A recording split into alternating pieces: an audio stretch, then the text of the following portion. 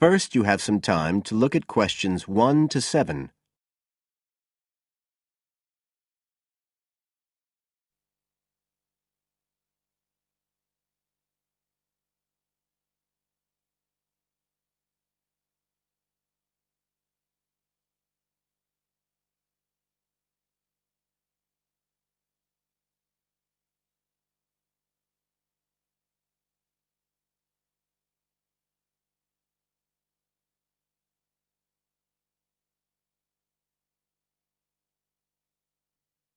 Listen carefully and answer questions 1 to 7.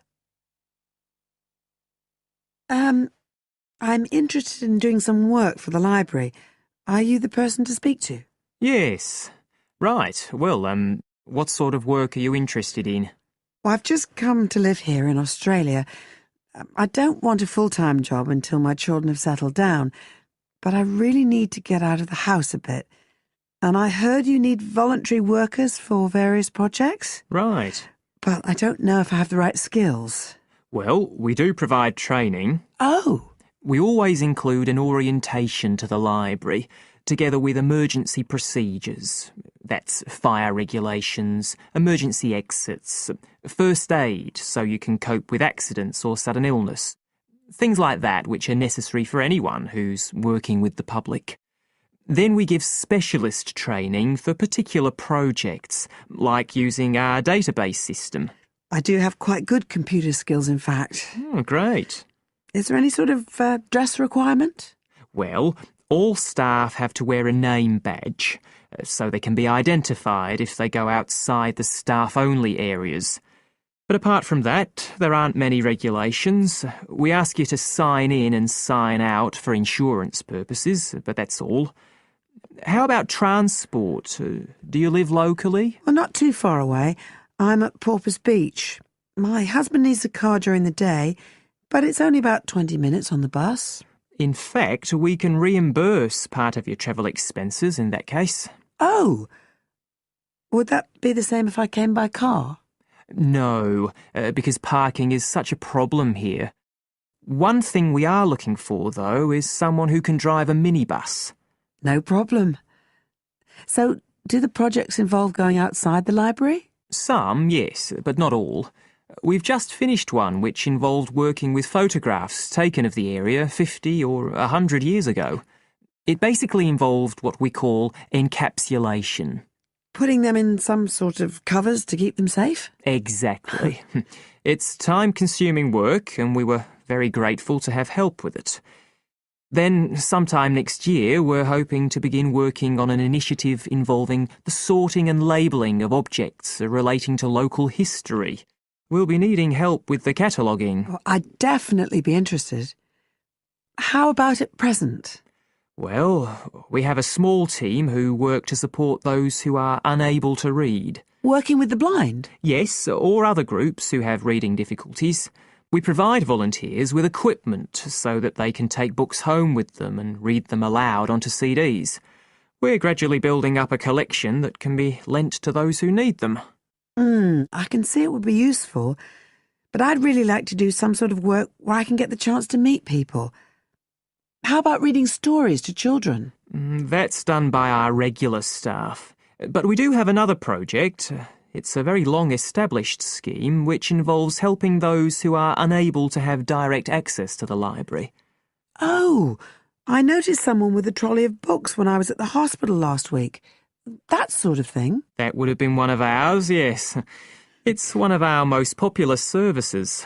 Lots of people who wouldn't dream of going to the library normally when they're at home borrow a book when the trolley comes round the ward. I can imagine. Yes, I'd definitely be interested in that. Right, so how do I enrol? Well, we do ask all volunteers to commit themselves to a regular period each week. I could probably do 5 or 6 hours. Oh, be careful not to take on too much. But we do need someone for a couple of afternoons from 2 to 4, so 4 hours altogether. That sounds fine. Before you hear the rest of the conversation,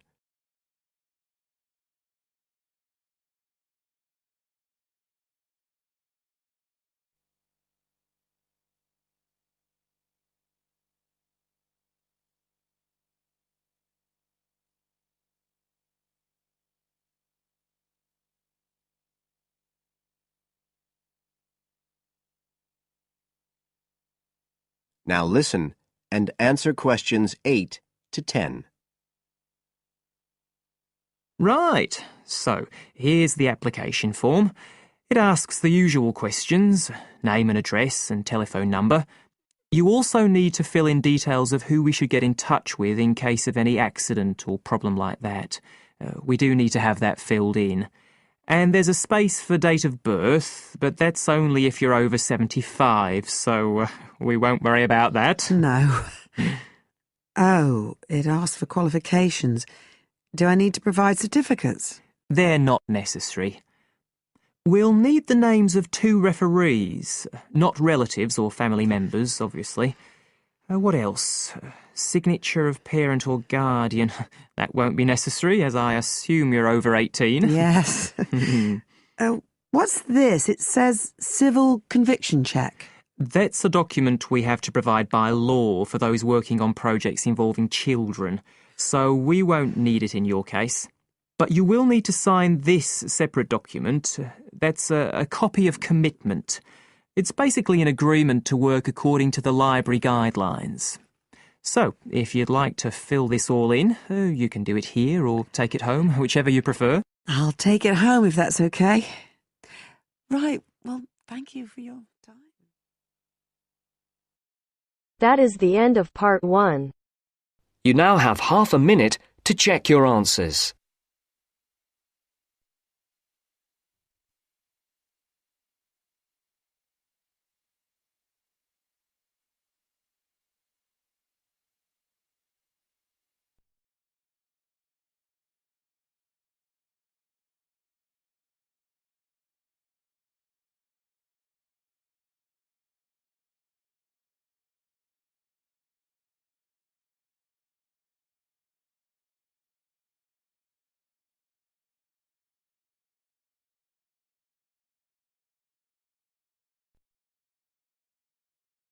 Now turns to part 2. Part 2. You will hear a presenter on a radio phone-in show.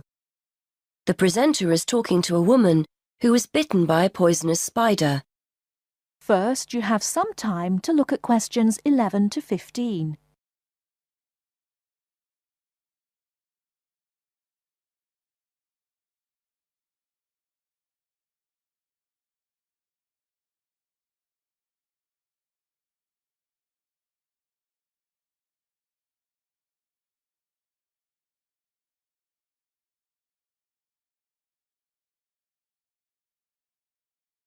Now, listen carefully and answer questions 11 to 15. Today, we're continuing our Traveller's Tales. On the line we have Amanda Toddington, who had quite a nasty experience in Australia last year. Isn't that right, Amanda? Yes. My husband and I were on holiday, and we were staying at a friend's house on the coast near Brisbane. It was towards the end of the holiday, and I was about to go into the garden and enjoy my breakfast. I walked out into the kitchen, slid my left foot into my shoe, and felt a tiny sting. It was pretty painless, but I shook the shoe off my foot and saw this tiny spider running out as the shoe hit the wall. Anyway, not being an expert, I presumed the worst, that I'd been bitten by something that was going to kill me, and I completely lost control. I don't think I've ever screamed so much in all my life. We'd been told beforehand to always check our shoes before putting them on, as it's a common way to get bitten. So I suppose it was my own fault, really.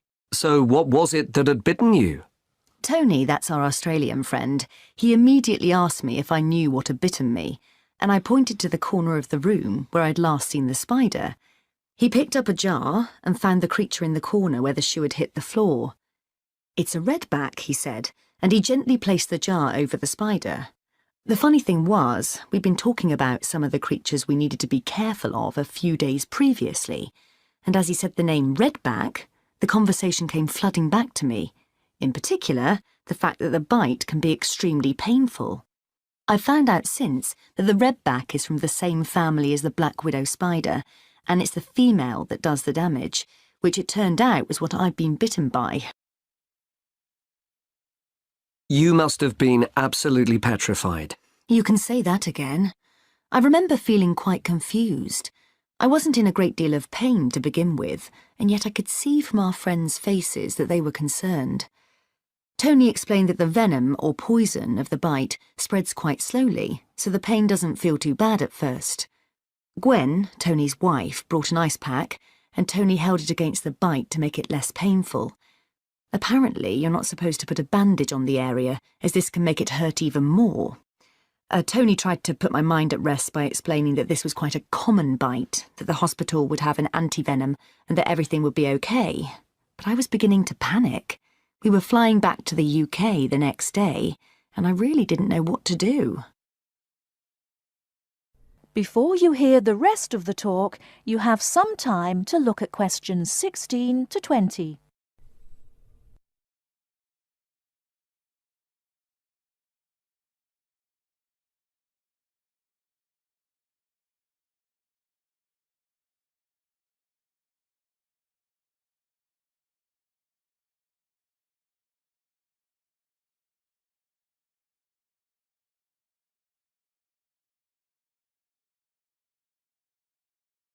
Now listen and answer questions 16 to 20. So what did you do? Well, Tony phoned the doctor, who told him to check my symptoms for the next hour or two. As time went on, the pain became very intense, from my foot right up to my knee. My husband was on the internet and was reading out the possible symptoms. I wasn't feeling sick, and I hadn't yet developed a fever, but I had a terrible headache, and my foot was beginning to swell up. At this point, Tony decided to take me to the local hospital to be on the safe side. I really didn't want to go, as I had visions of being kept in for days and all our plans being spoilt. But Tony and my husband insisted. When we got to the hospital, I was relieved to see how casual everyone was when Tony explained I'd been bitten by a redback spider. They told me to take a seat and got on with their work. And did you receive any treatment? By the time I got to see a doctor, the pain was very intense indeed, and I was getting quite upset. The doctor decided to give me a dose of an antivenom, which he assured me would eventually deal with the problem. Unfortunately, he also explained that it wouldn't have an immediate effect and the symptoms might last for several days. But the story has a happy ending. My husband managed to book us onto another plane 1 week later. And even better news was that the symptoms of the bite finally cleared up after about 24 hours. Within a couple of days, I was back to normal again. So thanks to the spider, we managed to extend our holiday by a week.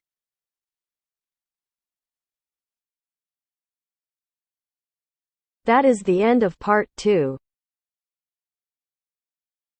You now have half a minute to check your answers.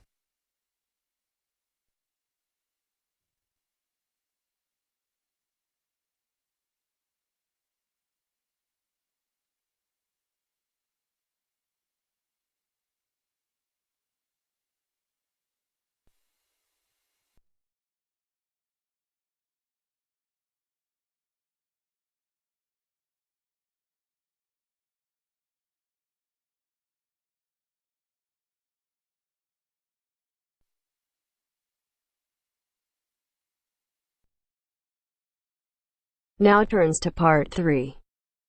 Part 3. You will hear a discussion between a student, Aldo, and his supervisor, Dr. Hurst, about his research assignment. First, you have some time to look at questions 21 to 23.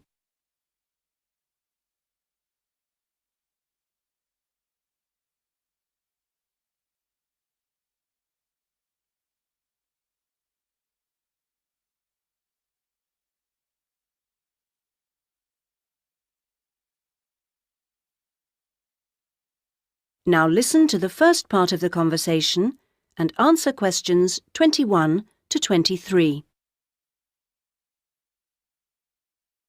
So, Aldo, how's it going so far with your assignment? Not too bad. You're looking at the community round here. That's right. How people perceive the community they are in. Have you made much progress? I conducted quite a lot of interviews on the street with local residents. Their responses are interesting. I haven't got quite as many yet as I'd like. I had wondered if I'd have language problems, particularly with the different accents. I seem to have managed, though. Having to work in the open has made it harder, and with the cold weather there's been recently, people don't necessarily want to stop and talk like they do if it's nice and sunny. That's something I've had to deal with. Of course, some people are too busy to stop and talk, but that's okay. I see. So, have you formed a good overall picture of how people view the community? To an extent. I've certainly talked to plenty of older people. I guess they may have more time to talk. I still don't really have enough young mothers, though. I've managed to get enough older mothers and children through the schools. That's something I had been worried about. Well, that shouldn't be too hard. Now, how are you going to deal with all the data you've collected? That's the difficult part. I guess I need to run some analyses, but I'm rather unclear about what methods to use. You've told me you're confident about using computers, so you just need some input on choosing programs. You should attend a statistics seminar. They're held every Friday after the methodology seminars in room 105. That should help you to select an approach. Oh, good. I'll do that. Now you have some time to look at questions 24 to 30.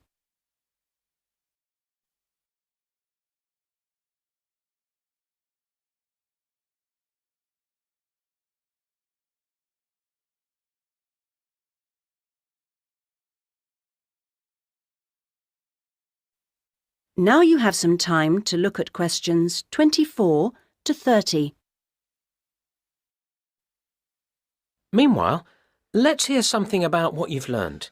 Yes, I talked to a number of residents. Good. I imagine they didn't always have the same opinions. Views were certainly quite mixed. Take sports facilities. In general, people seemed to think they weren't very good. There's no swimming pool in the area, for example. But at the same time, there's a new football training area. It looks very smart to me, but it doesn't seem to get used very much. People seem to prefer sitting around in the parks. They enjoy that, taking picnics and so on. Although they want the council to be more efficient at cleaning, there's a lot of litter. People are obviously very concerned about their children's learning. The general view seems to be that early schooling at primary level is of a good standard in the area, but that this standard declines as children move up through the system. The colleges were criticised in particular. OK, now are you going to collect any more data? Some, I hope. There's a local festival next week, and I think the events there will give me some useful opportunities. I talked to a council officer about it all. Good. What does it involve? First, there's a dance show, which I'm sure I'll enjoy. The council explained that the concert hall's being renovated and won't be ready in time, so it's being held in the main square, which I think will be better anyway. At least I'll have more space to wander around in. True. And so I hope to be able to carefully watch the age groups that are there in the audience and make notes about how they interact. So that's one event. Then the following day there's another interesting event which I look forward to going along to, and that's a cookery competition. Oh yes, interesting. I think so. Yes, that one's being organised in the town hall, which has a big space apparently. With food and cooking from all the different people in the area, the council officer told me that it'll be a good chance to find out about the different cultures that make up the community. Sounds promising. Then there's one more event I'd like to go along to. The council officer promised me that the courses fair will be interesting. It's going to be in the Langtree Theatre, and the officer said lots of teachers will be there. I've already talked to plenty of them, but he advised me to put some questions to the head of education, who will also be there. That's all very useful. OK, I suggest you come back next week. That is the end of part 3. You now have half a minute to check your answers.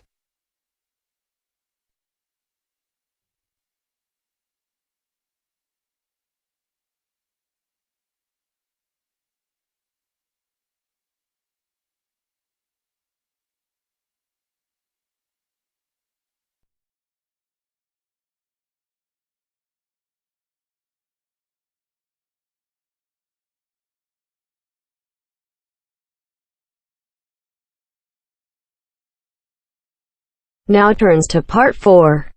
Part 4. Listen to the last part of the lecture. As you listen, complete the notes below. First, you have some time to look at questions 31 to 40.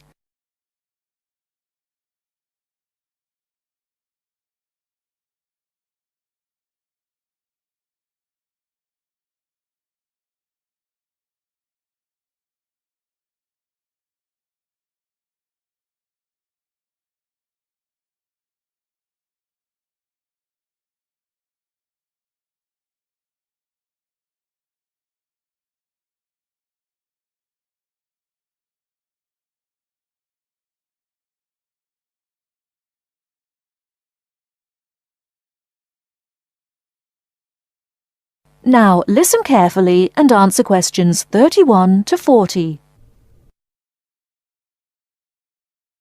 Last time I said that a lot of Irish people left the country and went to England, America and many other foreign countries. Today I'd like to talk about the emigration. The effects of immigration were not all bad. The immigrants experienced a lot of hardship in their new countries. There is a famous story about a park in Shanghai where Chinese and dogs were not allowed. Well, in England, until into the 1950s, signs for jobs sometimes read, "Irish need not apply."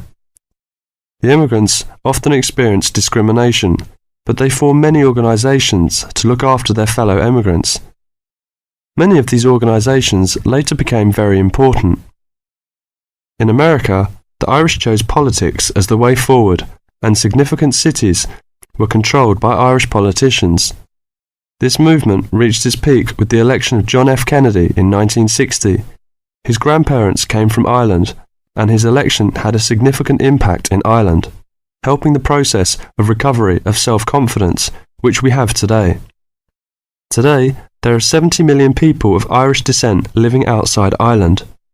In America alone, there are 40 million people, and 10 million of these people have a 100% Irish background. They carried the culture of their home country with them and adapted it to their new home.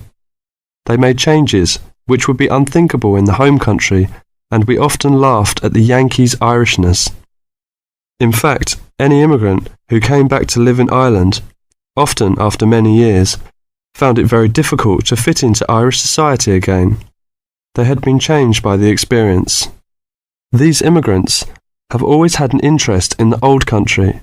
The American letter was a letter containing dollars sent back to one's family. More recently, President Clinton has been very influential in bringing peace to the north of Ireland.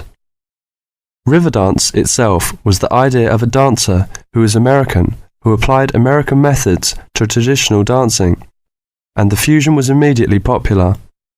Modern Ireland has been able to use the disaster of the last century to learn modern marketing techniques and apply them, without at the same time losing what is distinctive about itself.